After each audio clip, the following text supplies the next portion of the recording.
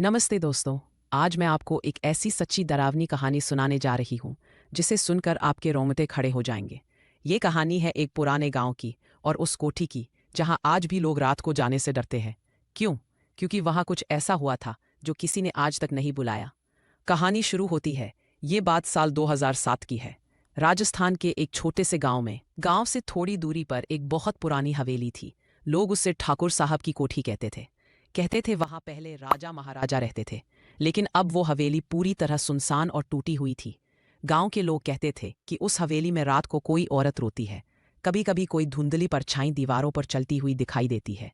कोई भी इंसान उस हवेली के पास रात को नहीं जाता था। और हम चार दोस्त थे। मैं, मेरा सबसे अच्छा दोस्त रवि और हमारे दो और दोस्त अर्जुन और दीपक। हम सब कॉलेज में थे और गर्मी की छुट्टियों में गांव आए थे। एक दिन रवि ने कहा, चलो उस हवेली में चलते हैं, देखते हैं सच में वहां कुछ है या नहीं। हमने भी मस्ती में हाँ कर दिया। शाम को टॉर्च लेकर निकल पड़े। रात के करीब 11 बजे हम उस हवेली के पास पहुंचे। हवेली के अंदर क्या हुआ, जैसे ही हम अंदर गए, हवेली में अजीब सी ठंड थी। दीवारें काली पड़ चुकी थीं और एक अजीब सी गंध आ रही थी। हमें ऐसा लग रहा था जैसे कोई हमें देख रहा हो। रवि सबसे आगे चल रहा था। अचानक उसने जोर से चिल्लाया, हटाओ, ये क्या है? हमने देखा कि वो जमीन पर गिरा हुआ था और अपनी गर्दन पकड़े चिल्ला रहा था।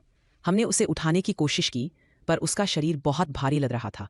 ऐसा लग रहा था जैसे कोई उसे पकड़कर दबा रहा हो। हम डर गए। बिना कुछ सोचे समझे उसे उठाकर बाहर भागे। अगले दिन क्या हुआ? रवि को हमने घर लाकर सुला दिया, पर वो बेहोश ही रहा। अगले दिन तक उसे होश नहीं आया। हमने गांव के पुजारी को बुलाया। उन्होंने जैसे ही रवि को देखा कहा, तुम लोग उस हवेली में गए थे ना? हमने सर हिलाया। पंडित जी बोले, वहां एक औरत की आत्मा है। बहुत साल पहले उसे जिंदा जला दिया गया था। अब वो जवान लड़कों की आत्मा को अपने साथ ले जाना चाहती है। उन्होंने पूजा की और कहा कि उस हवेली से दूर रहो। कुछ दिनों बाद गांव वालों ने मिलकर उस कोठी को गिरा दिया। अब वहां सिर्फ एक खाली जमीन है, पर लोग अब भी वहां से जल्दी जल्दी निकलते हैं।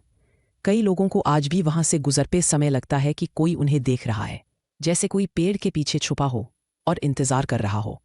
दोस्तों, रवि आज भी रात को अकेला बाहर जाने से डरता है। क्या आपके साथ भी कभी ऐसा कुछ हुआ है? अगर हाँ, तो कमेंट में ज़रूर बताओ। और ऐसी ही सच्ची डरावनी कहानियों के लिए ट्रेंडी गेम को लाइक, शेयर और सब्सक्राइब करना मत भूलना।